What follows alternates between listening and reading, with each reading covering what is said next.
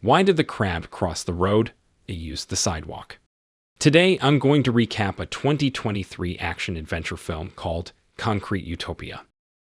In a Korean city, apartment buildings quickly become the preferred living spaces, rapidly spreading and turning the area into a vast concrete jungle. One day, a huge earthquake strikes the city, causing these structures to collapse.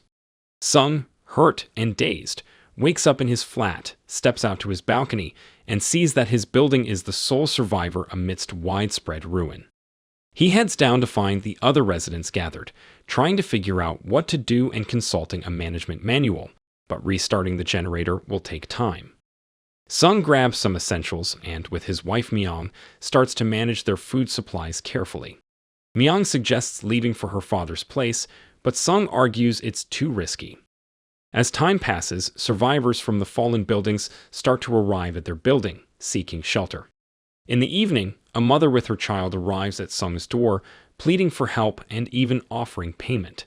Sung is uncertain, but Myeong warmly welcomes them to stay. The next day, Sung sees people trading goods in the lobby, where money isn't accepted, only items like lighters, gas, and water. One man trades batteries, and Sung exchanges his watch for supplies. Heading back, he notices the hallways filling up with outsiders and disputes breaking out over resources. When a can of peaches rolls under a sofa, Sung scrambles to get it, inadvertently unleashing a swarm of roaches. Inside, Myeong is showing the child how to use a walkie-talkie. Sung returns and heads to the bedroom. Myeong finds the peaches and wants to share, but Sung insists they keep it for themselves as a special treat. They begin to enjoy the peaches, but their moment is interrupted by the mother, who comes in to ask something. This leaves them no option but to share the peaches with their guests. With time, the temperature drops and more people from outside start arriving. Sung grows increasingly irritated, feeling that these newcomers are taking advantage of their kindness.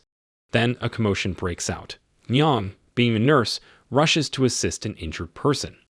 Just then, smoke billows from behind a door, and the apartment bursts into flames, causing everyone to retreat. Tak, however, bravely steps in with a fire extinguisher in an attempt to douse the fire. When the extinguisher proves insufficient, he quickly grabs the emergency hose and hands it to Sung. Struggling to control the powerful hose, Sung watches as Tak takes over and successfully extinguishes the fire. After the ordeal, everyone praises Tak for his bravery. The building's residents then convene for an important meeting, led by Keum, to discuss the situation with the outsiders. The conversation gets heated. Myeong suggests finding a way for everyone to coexist, but this idea faces opposition.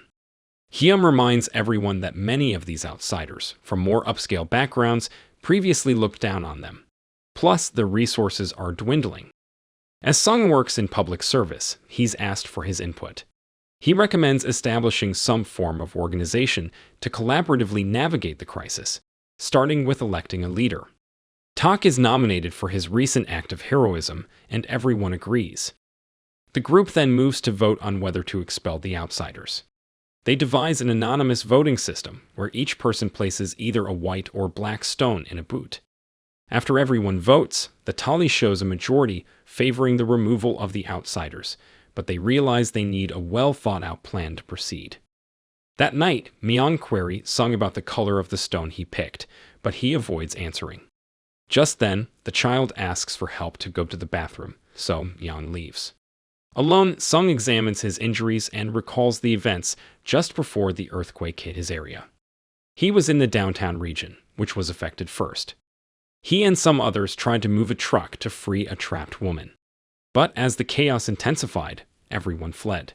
Sung took shelter in a car, witnessing the woman's tragic death. His car was tossed around, but his seatbelt saved him. The following day, Tak proposes Sung to head the anti-crime unit, citing his military background. Later, Tak and Keum assemble the newly formed task force leaders, all of whom have military experience. During the meeting, a debate arises about whether only property owners should be leaders. Keum counters this by emphasizing that in their current situation, without banks or money, everyone is on the same level. They plan to convene at dawn, armed, ready to confront any resistant outsiders, but they agree not to harm anyone. Suddenly, Keum resigns from the task force due to health concerns, drawing judgment from others. Sung, preparing for his role, takes a metal bar from his closet, which alarms Myeong. At dawn, Tak briefly checks on his mother before joining the group. Keum announces to the outsiders about alternate arrangements to make them leave. Myeong faces the difficult task of parting with the mother and child. As the outsiders leave, the task force, equipped with barriers, asserts that they can no longer stay there. The group protests, highlighting the cold weather and vacant apartments in the building. At this point, it's revealed that a district congressman is among the crowd. He attempts to address the situation, but is swiftly dismissed by Tak, who shows no regard for his authority. An outsider then accuses Tak of disrespecting the government and encourages others to force their way back into the building. Immediately, chaos erupts as the task force attempts to seal the doors against the outsiders, who push so forcefully that the glass shatters. The task force is momentarily overwhelmed, and some outsiders attack them. However, after a struggle, they, along with additional residents coming from their apartments, successfully repel the outsiders. During the scuffle, Tak is injured. His bloodied face and fierce shouting make a frightening impression, leading some residents to hurl stones from above, driving the outsiders away. While most celebrate, Myeong is troubled by the violence. In the days that follow, the residents unite to repair the building and equally distribute supplies. They also erect a fence around the complex for security. Keum lays down new rules. Only residents are allowed to live there.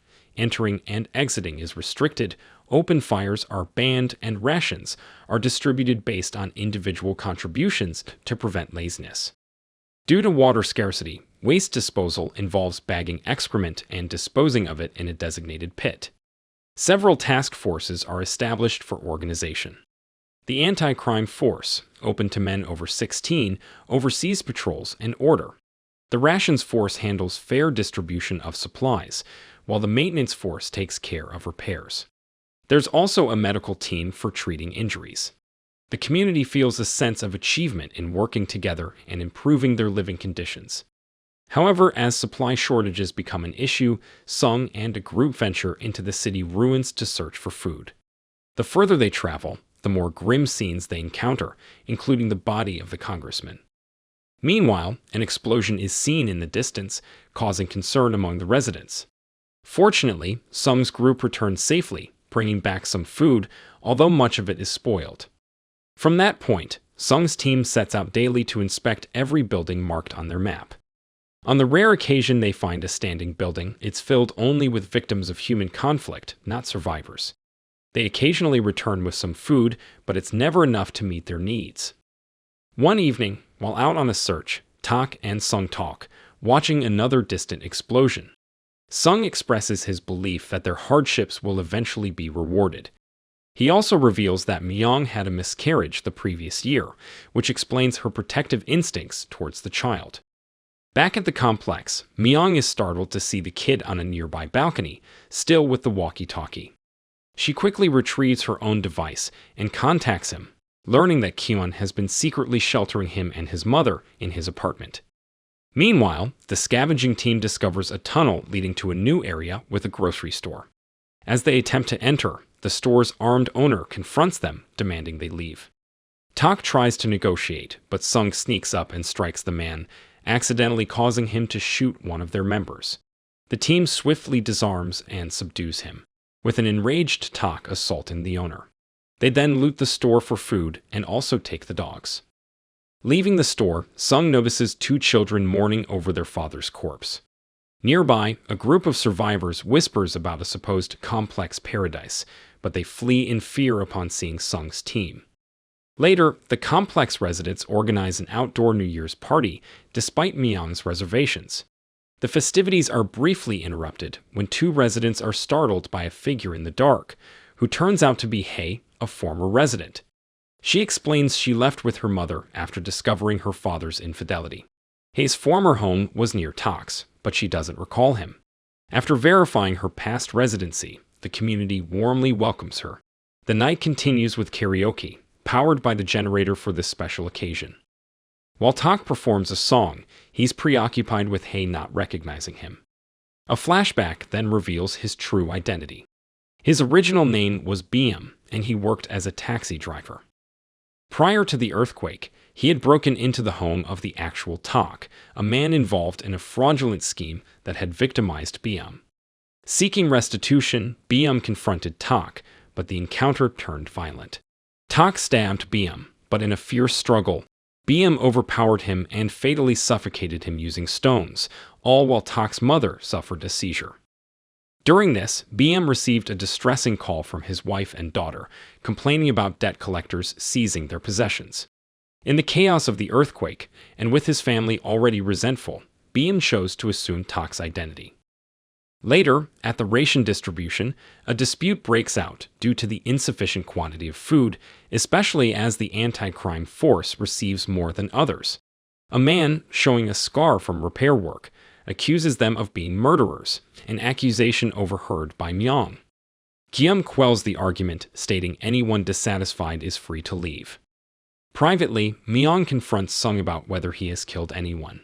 Sung admits to an altercation but insists no one died. Disgusted by the violence, Myeong urges him to stop participating in the searches. She then discreetly provides extra supplies to Kyun for the concealed outsiders. In another scene, Tak visits Hye under the pretext of delivering a heater. He inquires if she knows his mother.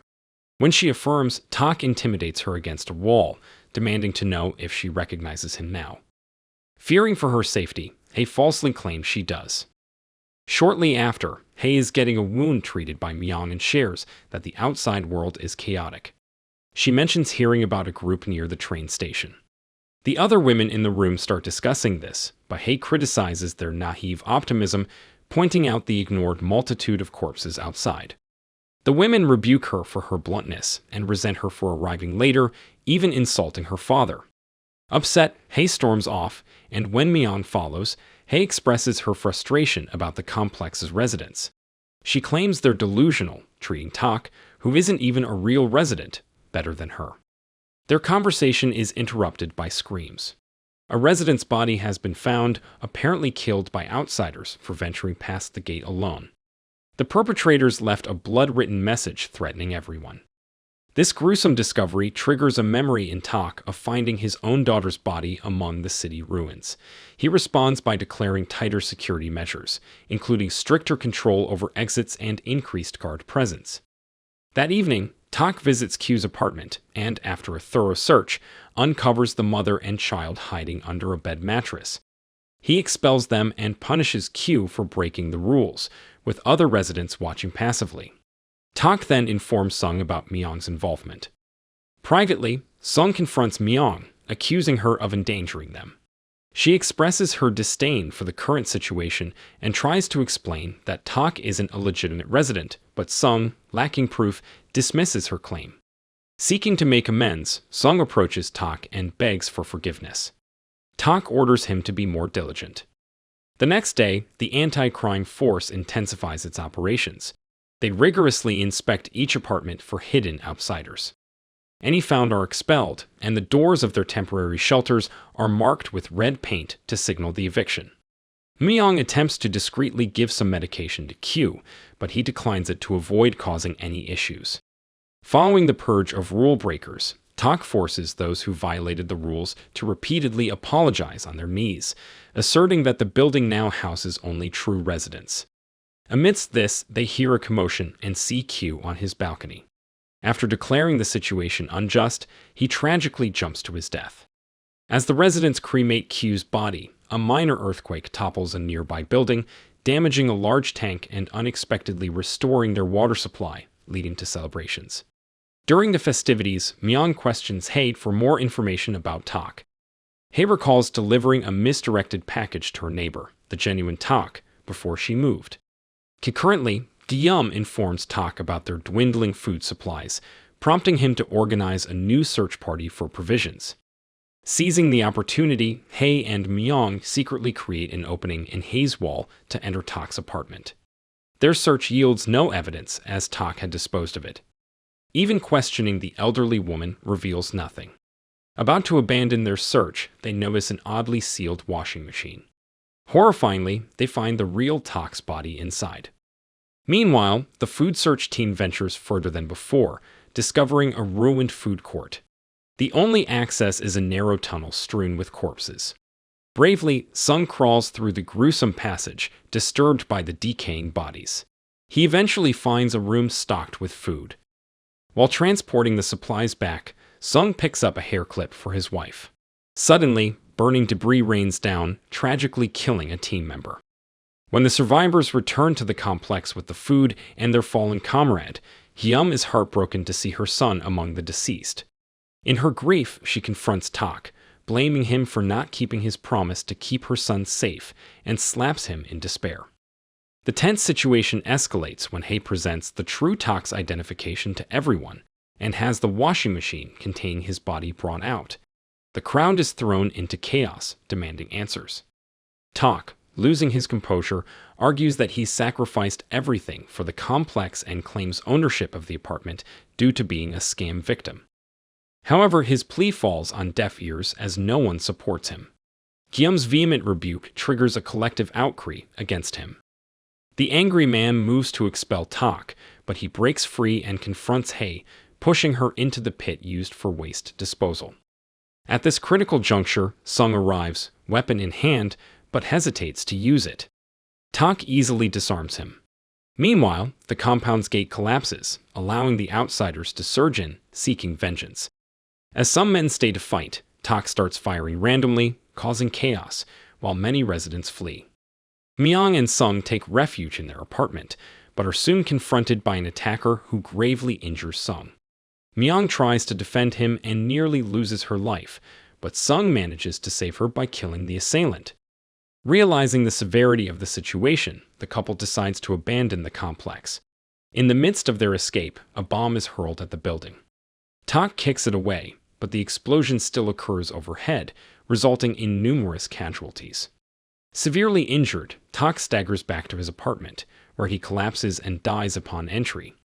His apartment is quickly looted, and as the violence escalates, most residents decide to leave the complex. Myeong and Sung find shelter in a ruined apartment as rain begins to fall. With Sung in pain and lacking medical supplies, Myeong is unable to provide much assistance. The next day, Myeong and Sung wander, avoiding contact with other survivors, until darkness sets in. They seek refuge in a dilapidated church for the night. There, before sleeping, Sung presents Myeong with the hair clip he found, expressing his gratitude for their marriage.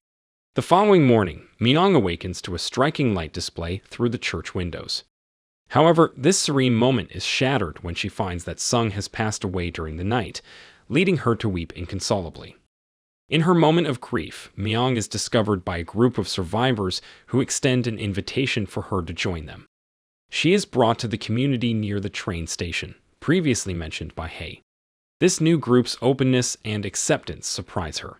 They readily provide her with food and shelter.